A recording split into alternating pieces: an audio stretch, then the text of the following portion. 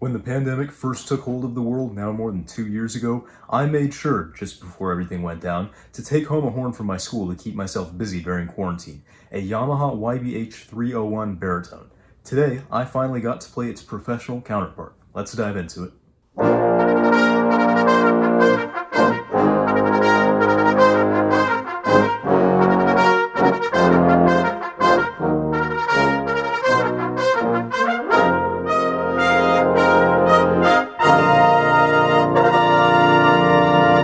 Hey there everybody, this is your host Sam here from the Samuel Plays Brass channel, coming at you with another instrument review today. Thanks so much for tuning in. To any new hats in the audience, welcome aboard, and to all the old hats, welcome back. Stay tuned to learn more about the Yamaha YBH-621S Professional 4-Valve Baritone. That's a mouthful.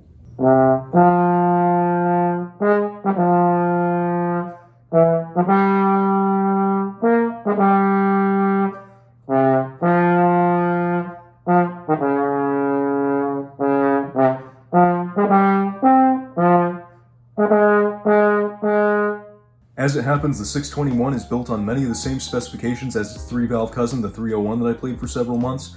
Firstly, it takes a standard small-shank tenor trombone mouthpiece. For the purposes of this video, that was a small-shank Schilke 52. It's kind of a neat mouthpiece, has a narrow and flat rim and a little bit of a shallower cup than I expected, but also more V-cupped, and overall the whole package kind of accentuates the baritone sound characteristics of this instrument.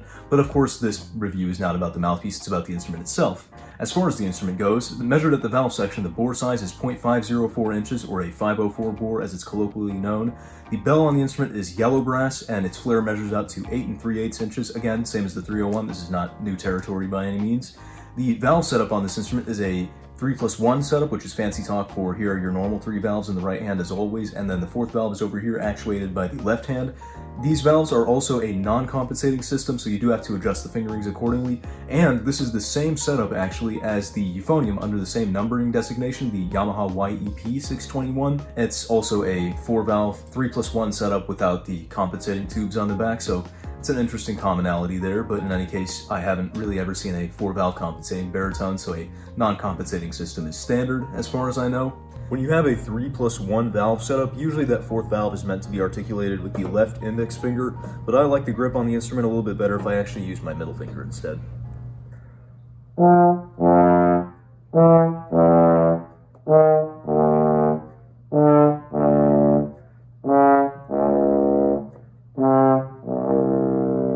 Also worthy of note is that the valve casings on this instrument, as well as the lead pipe, are made from gold brass. Now the difference between yellow brass and gold brass is that the latter has a higher copper content, somewhere in the realm of 85% copper rather than the 70% that yellow brass would have.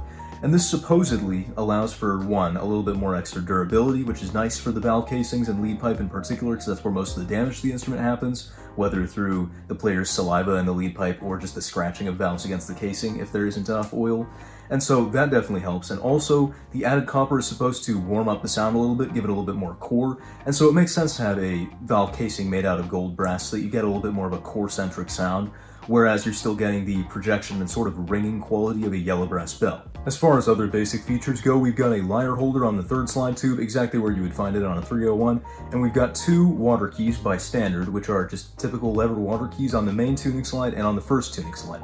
However, I will cut to a clip of me at the shop to explain about this instrument in particular. This instrument has 4 water keys and 3 different types of water keys. We have our conventional lever-shaped water key on the main tuning slide and 1st tuning slide.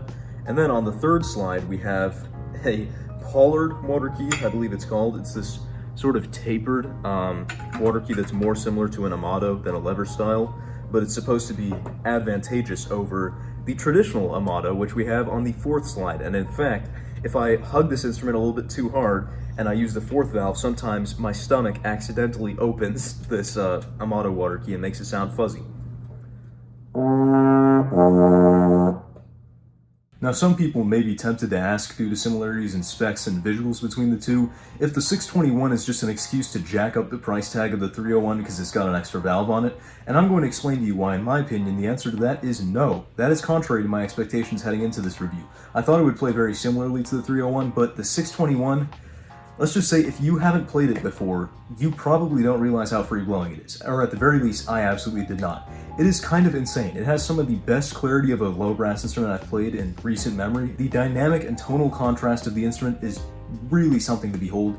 You can go from absolutely whisper soft to just distastefully bright and loud if you need. There are a few instances where you need that, but in any case, it's there. The whole compass is there for you to explore as you wish. It's more forgiving than a lot of low brass instruments I've played to the sort of directional approach, where rather than just filling up the instrument in a laissez-faire fashion, as many low brass instructors will have you do, if you really do point your air, a lot of instruments will either back up on you or sound really bad, and I assure you the 621 does not do either of those things. Now, while the 301 was a great instrument in its own respect, and I would happily go back to playing one if I had to, it definitely had some issues with stuffiness in the middle and low register, but really, the entire range of the 621 not only responds nicely, but equally nicely.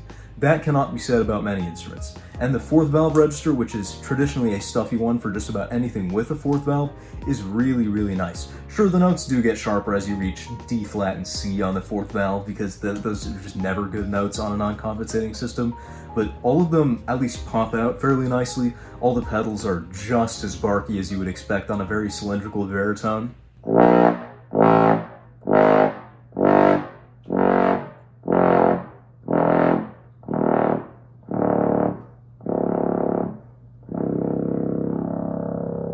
The only really dubious or questionable aspect of the 621 was actually its intonation, which is very much counter to most of my experiences with Yamahas being very much locked in and on the money pitch-wise. Just some of those middle notes have some very idiosyncratic tendencies, and while everything could be lipped into tune fairly easily and the slots were wide enough that I could play with the intonation on certain notes, it was a little bit strange to find, listening back to some of my recordings, like, oh, that note's not very good. Oh,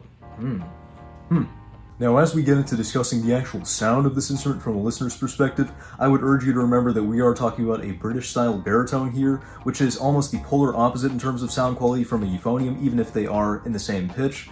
And so some of these adjectives will sound a little bit backhanded by euphonium standards, but I assure you they are what make this instrument a proper baritone horn. I would describe the sound of the 621 as, first and foremost, the forbidden B word, bright. But not bright in a bad way. I mean bright and regal. It's got a lot of rich, high overtone presence in the sound. It has a lot of carrying power compared to some baritones I've played. I would say its strong suits as a result are march music and brass band music. Of course, it's a brass band horn. It was designed for brass band use, so no surprises there. The clip I played in the intro combines these two. It's the crossover, the British Brass Band March, and so that's perfect. But I also think this instrument excels in older wind band settings, some of the classic repertoire written by, Holst, Granger, Vaughan Williams, these composers who arguably wanted to hear a little bit more of the baritone sound, not just the euphonium.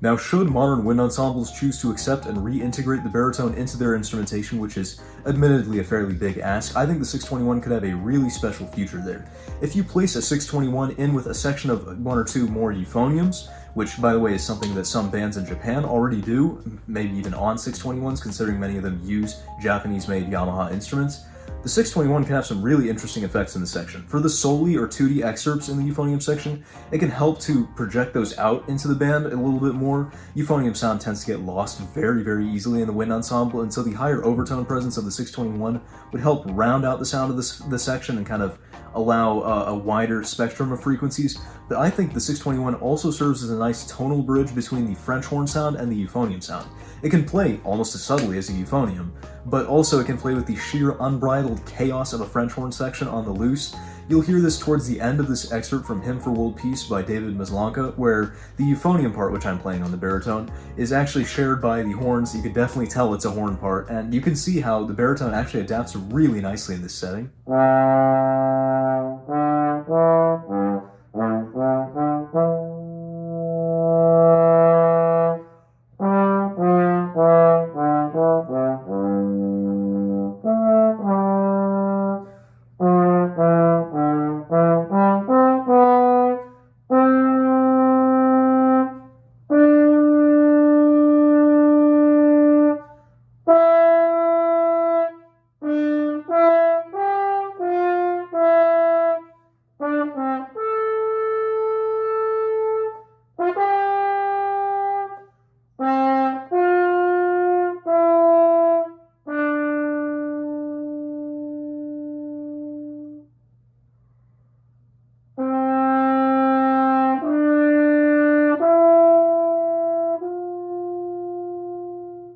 Now, just because I'm a nerd, here's one more unconventional but really nice use of the 621. There are certain calls in the orchestral literature for tenor tuba and tenor horn. Tenor tuba is almost always played on euphonium, as by definition that's what a euphonium is. But when it comes to tenor horn, there are more liberties taken. Some people will, in my opinion, incorrectly perform these excerpts on euphonium. I don't think that's quite right. Some people will use a German-style or Kaiser-style rotary baritone, and that's an interesting sound for the orchestra for sure.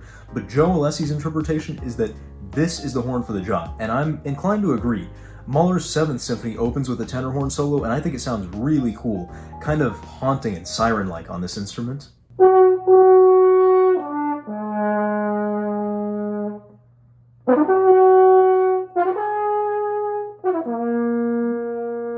People might understandably question the appeal or the allure of the Yamaha 621, considering firstly how similar it is to its 301 series counterpart, and also just the fact that there aren't a whole lot of people looking to spend thousands of bucks on a professional, top-of-the-line British Brass Band baritone with a 4th valve. But once you pick up the 621, there is just no denying that it is an incredibly fun instrument, and it's almost impossible to put down. Once I was done recording the playing excerpts for this video, I just kept noodling around on a whole bunch of stuff because it really just is a lot of fun to play. I've really enjoyed making this video for you, and I've enjoyed my time on the 621. I hope you've enjoyed watching just as much. If you have, make sure to leave a like and a comment down below.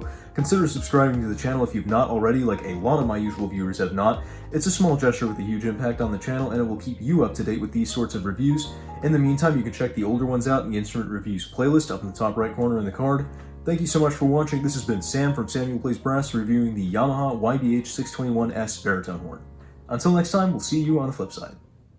Thanks for watching, everybody. If you want to support the creation of bigger and better content on the Samuel Plays Brass channel, have your name featured right here, and a whole host of other perks and benefits, then please consider pledging your support at patreon.com/SamuelPlaysBrass. For now, you can find more videos in the end screen cards to my left.